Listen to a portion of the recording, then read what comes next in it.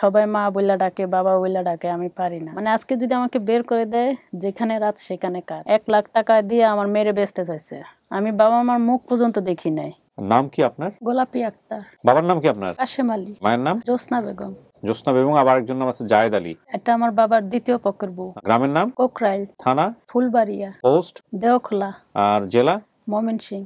আপনাকে তো আমি পরিবার খুঁজে দিব না, আপনার তো নিজের যাওয়ার কথা। আসসালামু আলাইকুম প্রিয় দর্শক, আল্লাহ সর্বাবস্থায় আমাদের সবার মঙ্গল করুন, সবসময়ের মতো সেই দোয়া জানিয়ে শুরু করছি আপন ঠিকানার একটি বেসিক ভিডিও। আপন ঠিকানা মানে পরিবার খুঁজে দেওয়ার অনুষ্ঠান। আপনারা নিশ্চয়ই জানেন যে SOCA soccer studio of creative arts লিমিটেডের সামাজিক যোগাযোগ মাধ্যমে যেন নির্মিত অনুষ্ঠান বেশ কয়েকটি, 4টি। একটি হচ্ছে আপন ঠিকানা, একটি ব্র্যান্ডিং বাংলাদেশ, একটি হচ্ছে live LIFE, that is live, এবং আরেকটি হচ্ছে ওয়ানটা শুরু হয়েছে রিসেন্টলি। আমাদের আউটডোরে ক্যামেরা যাচ্ছে, সেখান থেকে আমরা ওয়ানকে তুলে নিয়ে আসার চেষ্টা করছি।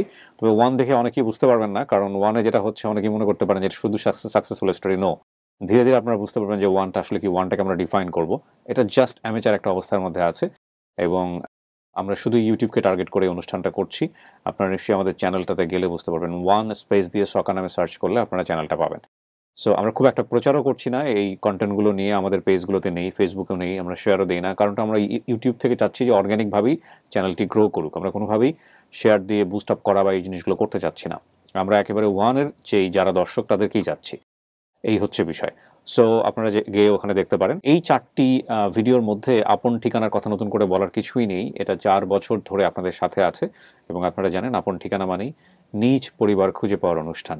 এই অনুষ্ঠানে যারা আসেন তারা খুব কষ্ট নিয়ে, অনেক আশা নিয়ে আসেন যে ছোটবেলায় যে হারিয়ে গিয়েছিলেন নিজের পরিবার থেকে, সেই পরিবারের কাছে ফিরতে পারবেন। সো তেমনই একজন বোন রয়েছেন আমার সঙ্গে, তার সম্পর্কে একটু জানার চেষ্টা করব এবং আপনারা অবশ্যই চেষ্টা করবেন তার পরিবার খুঁজে দেওয়ার জন্য। সো আমি কথা বাড়াচ্ছি না, নাম কি আপনার? গোলাপি আক্তার। গোলাপি, এটা কি বাবা মায়ের দেয়া নাম? জি। নাম চেঞ্জ হয়নি না? আরে অনেক কিছু মনে আছে আপনার। বাবার নাম কি আপনার? কাশেম আলী। কাশেম আলী। মায়ের নাম? জ্যোৎস্না বেগম। জ্যোৎস্না বেগম, আবার একজন নাম আছে জায়েদ আলী। হ্যাঁ, এটা আমার বাবার দ্বিতীয় পক্ষের বউ। আচ্ছা, গ্রামের নাম?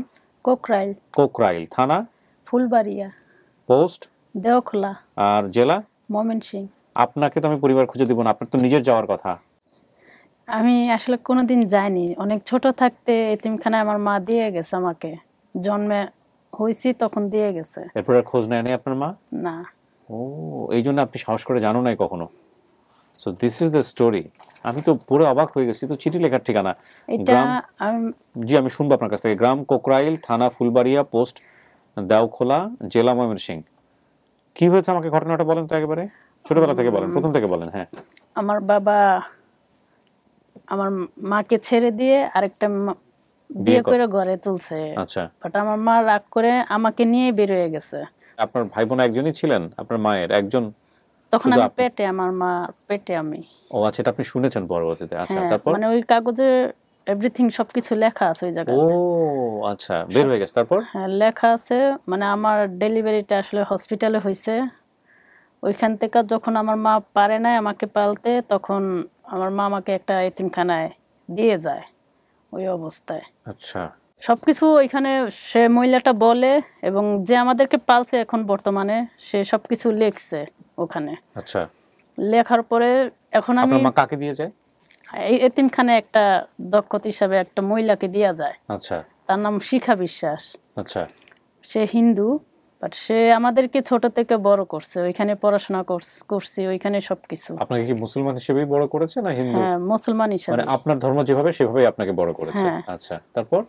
ওইখানে এখন বড় হয়েছি, যখন আমার 18 বছর, তখন আমি কাগজপাতি চাইছি, পার্সোনাল জিনিস দিতে চায় না। তো আপনি এটা মানে আপনি জানলেন কিভাবে ওনার কাছ থেকে? কারণ আপনার তো নিজের মায়ের কোনো স্মৃতি নেই। উনি খালি ওই ঠিকানাটা দিছে আমাদেরকে। সেটা ঠিক আছে, কিন্তু আপনি জানলেন কিভাবে যে উনি আমার জন্মদাত্রী মা না? কারণ আপনাকে জন্মের পরেই দিয়ে দিয়েছে। আমার মতো আরো মেয়েরা আছে অসহায়, ও, তারাও এতিমখানায় থাকে।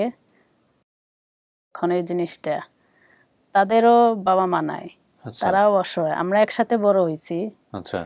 এখন মানে 18 বছর হইলে ওখানে আর রাখে না, স্কোপ নাই রাখার। আচ্ছা, তারপর আপনি কি করেন? তখন আমি ক্লাস 9-এ পড়তাম। আচ্ছা। মানে 18 বছর হয়নি, মানে একটা বিদেশি সংস্থার ছিল তো। এখন তারা বলছে যে এতগুলা মানুষ কিভাবে থাকবে এই জায়গায়, এর কারণে রাখে না। মানে 18 বছর ইয়া পেপার বানায়া তারপর ওদেরকে দেখানো হয় যে ওর 18 বছর হয়েছে, হুম। পরে বের করে দেয় এরকম একটা ঠিকানা দিয়া। ও আপনাকে এই ঠিকানাটা দিয়ে দিচ্ছে? হ্যাঁ, যাবো এবার। আমি বলছি যে আমাকে খুঁজে দেন, আমি তো যাইনি কোনো সময়, একবারে দুধ খাওয়ানো বাচ্চা তখন আমারে দিয়ে গেছে এই জায়গায়। আমি আচ্ছা, চিনিও না, আজ পর্যন্ত যাইনি আমি কোনো সময়। কোনোদিন এসে খোঁজও নেয়নি? না, আমি বাবা মার মুখ পর্যন্ত দেখি নাই। হুম। খুব কষ্টে সবাই মা বইলা ডাকে, বাবা বইলা ডাকে, আমি পারি না। তো আমার এরপরে এখানে আপনাকে রাত দেওয়ার অনেক পরে কি হলো? আপনার বয়স তো আর এখন 18 না, এই 18 পরে আপনি কি 31। করছেন? 30 কত? 31 বছর। 31, 18 বছরের পরে কি করছেন আপনি বের আমি হওয়ার পর ওখান থেকে? মানে ওইখান থেকে একবারে বের করে দেয়নি, অন্য হোস্টেলে দিচ্ছে পড়াশোনা করার জন্য, মানে দায়িত্ব হেরা, কারণ নতুন অবস্থায় বের করে দিচ্ছে। হুম। একটা মেয়ে মানুষের বের করে দিলে একটা ভয় থাকে, হুম। তখন তো বুঝতাম না। অন্য হোস্টেলে দিছে, অন্য হোস্টেলে থাইকা পড়াশোনা করছি, খরচ ওরা দিছে। যখন আস্তে আস্তে বুঝতে শিখছি, মানে নিজের দুনিয়াটাকে বুঝতে শিখছি, তখন মনে করেন গার্মেন্টস জব করতাম বা পার্লারে জব করতাম এরকম। তারপর এখন আস্তে আস্তে নিজের বুঝ নিজে বুঝি। নিজে বুঝেছেন, বিয়ে শাদী করেছেন? হ্যাঁ, আচ্ছা, কে আসছে আপনার সঙ্গে আজকে? আমি একলাই। একাই থাকেন? ছেলে মেয়ে আছে? একটা মেয়ে একটা ছেলে, তারা খুলনায় এতিমখানায়, আমার মতো নেই। কেন? আমি রাখতে পারি না। সংসারটা হয়নি আপনার? না, ও, বাচ্চা আমার দেখতে জামাই ভালো ছিল না। আপনার কাছে আপনার জামাই ভালো ছিল না, জামাইয়ের কাছে আপনি ভালো ছিলেন না, যাই হোক সংসার যায় নাই কোনো কারণে। কিন্তু কথা হলো, বাচ্চা দুইটা কি দেখতে চান আপনি, নাকি তা আমি পারেন না? এখন পর্যন্ত যাইনি। কেন? বাচ্চার বয়স কত? এখন মেয়ের বয়স 8 বছর, ছেলের 5 বছর। তো আপনার গল্পই হয়ে গেল তাদের জীবনে। কেন যান নাই? বাচ্চাকে আপনি দিয়ে আসছেন না বাচ্চার বাবা দিয়ে আসছে এতিমখানায়? আমি দিয়ে আসছি। আমার বাবা মানে আমার জামাই মেয়েটাকে বেচতে চায়, তার কি কারণ বলেন? 1 লাখ টাকা দিয়ে আমার মেয়েরে বেচতে চাইছে। পরে একটু রাগারাগি করার পরে জামাইরে ছাইরা দিয়া মেরে বুকে রাখছি। কয়দিন আমার কাছেই ছিল। পর আমি বলছি আমার একটা ছেলে হবে, তারপরে শোনে নাই, চলে গেছে। মানে ওদের বাড়িতে নানান কথা শুননা কান দিয়া ছেড়ে দিছে। মানে আপনার মেয়ে হয়েছে এই কারণেই সে চলে গেছে? তখন ছেলে পেটে। তারপরে ছেলে হয়েছে? আমার মেয়ে আমার জামাইরে দেখছে, মানে ওর বাবাকে কিন্তু দেখছে, ছেলেটা দেখে নাই? কিন্তু ছেলেটা দেখে নাই। ছেলের কত বছর বয়সে এতিমখানায় দিয়েছেন আপনি? ছেলের 3 বছর থাকতে দিছিলাম, আর মেয়ের 6 বছর থাকতে দিছিলাম। এখন ছেলের আল্লাহর রহমতে এখন মাদ্রাসায় পড়ে, তো ভালো আছে, যান না ফোন কেন দেয়। দেখতে? ভাইয়া আমি যাইতে পারি না, কেন, কি কি সমস্যা আপনার? টাকা পয়সার সমস্যা কি বলেন? একটা। আপনি আপনি কি করেন এখন পেশায়? এখন জব করি, বাট এখন ছেড়ে দিছি চাকরি, আচ্ছা, কারণ থাকেন আমি কই আপনি? ঢাকাতে থাকেন? ঢাকাতে থাকি। মানে আর এটা কোনো কথা? আপনি মা, আপনি যেভাবেই হোক আপনি বাচ্চাদেরকে দেখতে যাবেন, এত বছর ধরে আপনার যাব, বাচ্চা। আমার মন টানে কিন্তু যাইতে পারি না, কারণ আচ্ছা। আমার কাছে খারাপ। আমি কোথায় না রাখবো? আমার তো বাবা মা থাকলে মনে এক্স, মানে মা থাকলে চিন্তা থাকতো না, নাতনি নাতনিরে পালতো, আমি জব করতাম। হ্যাঁ। কিন্তু বাবা মা তো না, আমি কার কাছে রাখবো? মেয়েকে নিয়ে ভয় বেশি। ঢাকায় থেকে আপনি খুলনাতে এতিমখানা দিলেন কিভাবে? খুলনার মানে আমি আগে যে অফিসে জব করতাম, সেই অফিসের মাধ্যমে তাদের একটা কানেকশন ছিল, আচ্ছা। তারা ওই মাধ্যমে আমার সাথে ইয়া করছে। আগে বলছে আমার মেয়েকে আগে দিবে, পরে ভাবলো যে না, মেয়েটাকে একলা দিলে তার একটা ভাই আছে, পরে বলছে তুমি তোমার ছেলেরও দিতে পারো, দুজনে একসাথে বড় হলো, মানুষ হলো, 2 ভাই বোন একসাথে থাকবে, মিলামিশা খেলাধুলা করবে একসাথে। এই পৃথিবীতে কত মানুষ এর কতভাবে কারণে বড় হচ্ছে, তাই না? এই ছোট দুটো বাচ্চার কথা আপনারা চিন্তা করেন, এটা তো নির্মমতা, ভয়ঙ্করতম নির্মমতা। আমি জানি না এই লোকটা কি করেছেন, শোনা কথায় কতটুকু তাকে গালমন্দ করা বা এই জিনিসটা করা ঠিক হবে না। আমরা তো কম বেশি সবাই ধর্মভীরু মানুষ। সেদিন কোথায় জানি আমি একটা এরকম একটা ছোট্ট ভিডিও দেখছিলাম, সেখানে বোধহয় একটা এরকম একটা হাদিসের কথা এসছে যে দুটো কন্যা সন্তানকে যদি সুন্দরভাবে বড় করে সে যদি মৃত্যুবরণ করে, তাহলে এটা রাসূল সাল্লাল্লাহু আলাইহি ওয়াসাল্লাম বলেছেন যে তার এবং আমার অবস্থান জান্নাতে খুব পাশাপাশি হবে। মানে ক্যান ইউ বিলিভ ইট? এটা কত বড় সম্মানের কথা। কিন্তু সামহাও আমরা আসলে মেয়েদের মর্যাদার জায়গাটা আসলে কোথায়, এই জায়গাটাকে অত বেশি রিলিজিয়াসলি আমরা আসলে বোধহয় ফোকাস করতে পারি নাই। হ্যাঁ, আপনি দেখেন ধর্মের ক্ষেত্রে মাকে যেভাবে প্রায়োরিটাইজ করা হয়েছে, বাবাকেও করা হয়েছে, কিন্তু মাকে কিন্তু অনেক বেশি প্রায়োরিটাইজ করা হয়েছে, অনেক বেশি বাবার তুলনায়। দুর্ভাগ্য আমাদের আসলে, পৃথিবীতে মেয়ে সন্তান হয়েছে সে কারণে। আমি জানি না ভদ্রলোক কী করেছেন, বাট এটা যদি করে থাকে এটা ভয়ঙ্করতম বাজে কাজ করেছেন এবং নির্মমতা। এবং এটার জন্যে শাস্তিটা কয়জন মানুষ পাচ্ছে? ও পাচ্ছে, দুটো বাচ্চা মাসুম, তারাও পাচ্ছে, এগুলো করা উচিত না। কখনো নিজে থেকে চেষ্টা করেন নাই যাওয়ার জন্য? আমি আসলে বাড়ি চিনি না, তাই কাউকে খুব দিয়ে যাইতে খোঁজ ইচ্ছা নেন নাই? করেন না। আমার বাসায় একটা ভাড়াটি আছে, তার বাড়ি ময়মনসিং।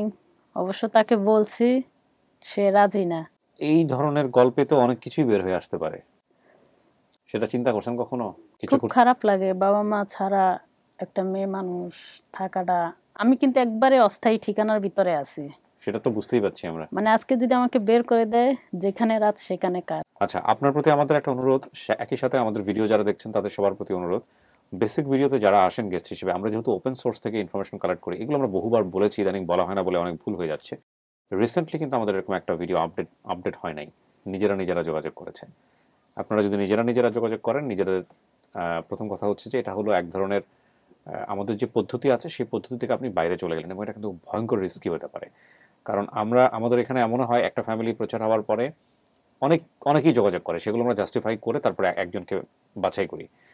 রিসেন্টলি আপনারা এরকম দেখেছেন যে মেয়ে বাবাকে দেখে বলছে না তুমি আমার বাবা না, এবং সে কোনোভাবেই মানতে চায় না, কিন্তু মেয়ে যেসব তথ্য দিচ্ছে সব কিছু মিলে গেছে বাবার সঙ্গে। পরবর্তী দিকে দেখা গেল মেয়ে যেটা বলেছে সেটা রাইট, আসলেই উনি ওনার বাবা না, এবং আসল বাবা জেনে তিনি পরের দিন আসলেন। তো এই যে ব্যাপারগুলো, সুতরাং নিজেরা যদি যোগাযোগ করেন, এরকম কিন্তু ভয়ঙ্কর রকমের বিপদে পড়তে পারেন আপনারা। মানে এত বছর অপেক্ষা করে নিজেরা যোগাযোগ করলেন, বা আপনাদের সাথে কেউ যোগাযোগ করলো ফেসবুকের মাধ্যমে, এবং আপনারা মনে করে নিলেন এটাই আপনাদের পরিবার, সেক্ষেত্রে ভয়ঙ্কর রকমভাবে ভুল তথ্যে কানেক্টেড হওয়ার সম্ভাবনা আছে। সুতরাং এই কাজটা করবেন না, এটা আমাদের অফিস থেকে বলে দেওয়া হয়, আমি আবারও ভিডিওর মাধ্যমে বললাম।